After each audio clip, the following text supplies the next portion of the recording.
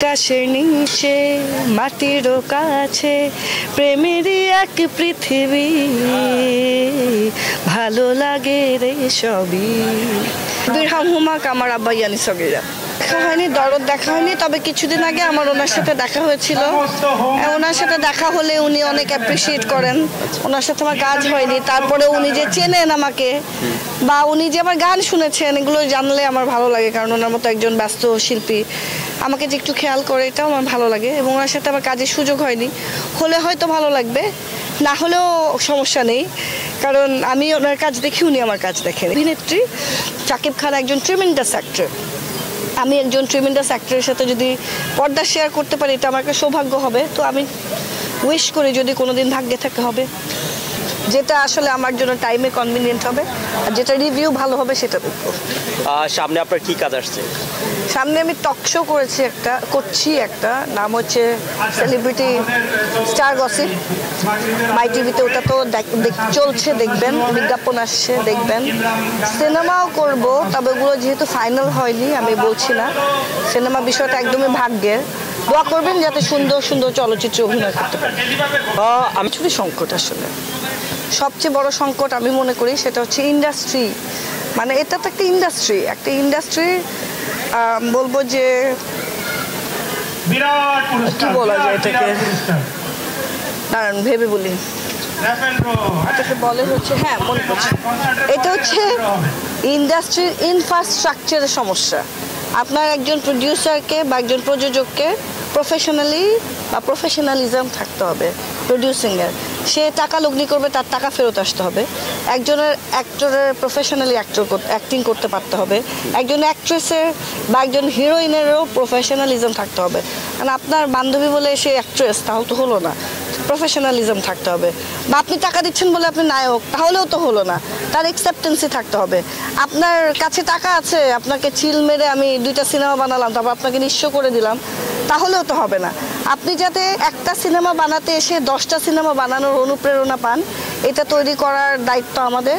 এবং ইন্ডাস্ট্রির ইনফ্রাস্ট্রাকচার তৈরি করার দায়িত্ব মানে যদি কেউ নেয় তাহলে আমার মনে হয় যে সিনেমা উন্নতি হবে।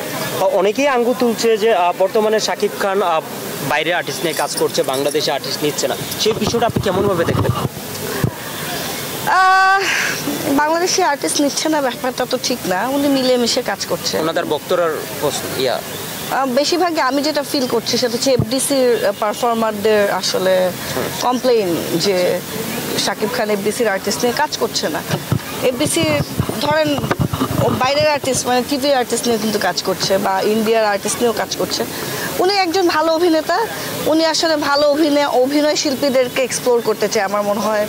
এটা আমি ফিল করেছি যে উনি আসলে ভালো ভালো অ্যাক্টরদের সাথে অ্যাক্টিং ট্রাই করতে চায়। সো এটা একজন অভিনেতা হিসেবে যে কোনো অভিনেতার ডিজায়ার হতে পারে, আমারও হতে পারে, তাই না? আমিও চাই ভালো অভিনেতাদের সাথে কাজ করতে। এটাই দেখা হয়েছে, আমি নিজেই কাজ করেছি শরীফুল রাজের সাথে।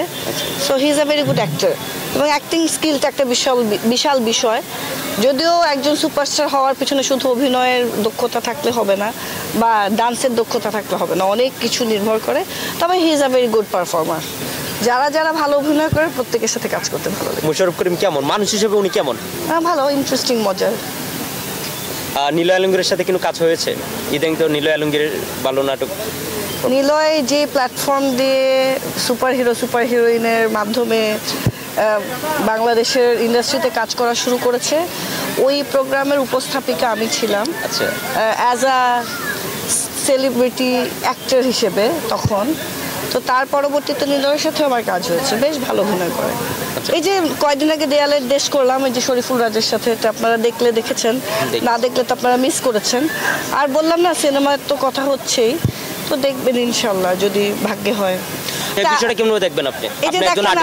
হ্যাঁ, এই যে আপনি আমার ফ্রি ইন্টারভিউ নিচ্ছেন, আমি টাকা নিচ্ছি না, এই জন্য আমার অল্প সময় বাড়ি গাড়ি হয় না। প্রফেশনালিজম থাকা উচিত, এবং এটাই বলছিলাম, প্রফেশনালিজম নাই বলেই ইন্ডাস্ট্রির এই অবস্থা। প্রত্যেকটা জায়গায় একটা ইনফ্রাস্ট্রাকচার থাকা উচিত। আচ্ছা দেন, কোটি টাকার ফকিরের একটা গান।